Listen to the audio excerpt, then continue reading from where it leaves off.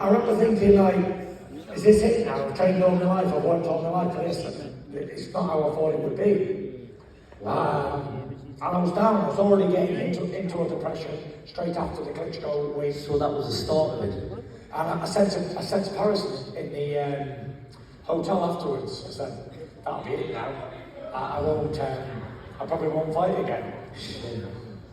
And I knew it was coming, but I couldn't stop it. It was like an unstoppable force that was coming upon me, and I couldn't get out of the way of it. And Sky Sports interviewed me downstairs the next morning. And I said, yeah, I'll probably won't box again now. And they said, what will you do? I said, I'll probably be in depression for about 3 or 4 years. The same slashing just socks on? Yeah, we'll be slashing the socks on, yeah. No, listen, and that was true, So that was for the next 3 years, after achieving the dream, after doing everything that I ever wanted, what followed was the worstest times of my life, for sure. Unbelievable, so you went, down to there. Yeah, I went from as high as any man could go to as low as any man could go within 6 months. Within 6 months, I'd already started stripping me of my world title belts. I'd already failed 2 or 3 drugs tests for cocaine. I was already on a downward spiral. I was drinking every day. It sounds like I loved holiday, doesn't it? But it really wasn't. It was terrible. I was 20 years old.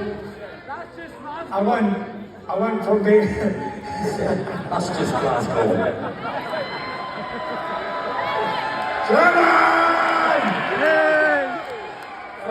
I went from being fit as a fiddle 18 stone to being 28 stone within about 15 months. I went from being a man who could run 20 miles to a man who was virtually about to have an heart attack. I was in a right state.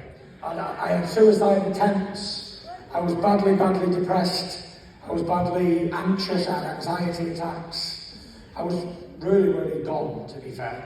And the only place that I ever thought I'd end up, this is true. I thought that I'd end up in I thought that I'd end up in a padded room somewhere. And that's the frightening thing. Scary. It was scary. It was the most scariest thought. Dying didn't scare me. Having a heart attack didn't scare me. But I tell you what scared me the most, thinking I'm going to have a straight jacket on in a padded room and I can't get out of there. I used to think about that for days upon end without sleep. Now, we in life, we take a lot of stuff for granted, like being able to go to sleep, not hearing voices in your mind, thinking sensible. But when you're in those dark times like I was, you realise that you take it all for granted, and when it's gone, it's very difficult to get back. Very difficult. You're an inspiration though. So to take me through that little Tyson, you went to 30 stone, you're drinking, drugs, you didn't want to listen to anybody, your father tried to listen to you, Paris tried to tell you. Was it true you tried to crash a car at 140 miles an hour, is that true? Tell me a bit about that. Yeah, it was. It was a suicide attempt. I was going to drive a side performance sports car that I had flat out into a bridge. That was probably the lowest point. People say to me, what's the lowest point? So this is the lowest point. I was on my way, I was getting myself happy from driving, I can tell you how fast I was going. But I was doing very fast. And I was about to hit a motorway bridge. And I remember thinking, like, you say on movies, like, before you die, you see all these, your life flash before you. Well, that didn't happen. That didn't happen.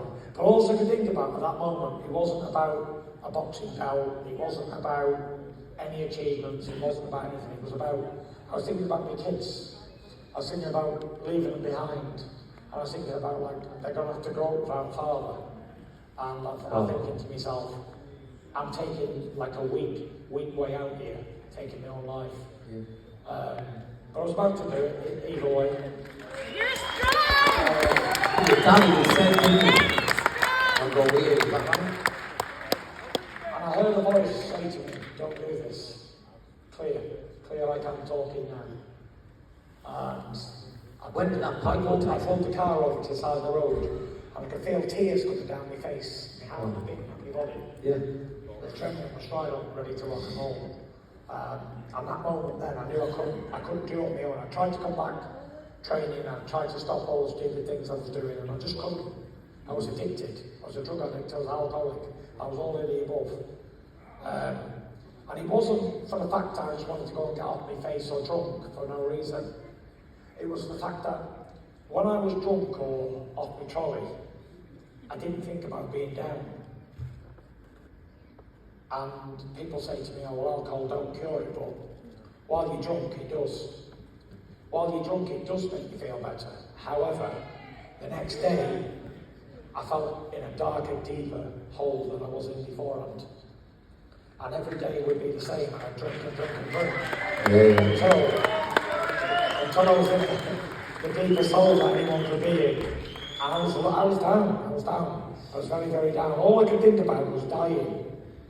And it was a sad thing because I had everything to live for. I had a family, I had kids, I had achievement, I had money, I had fame, I had everything. Anything that people would want, so-called want in this world, I had.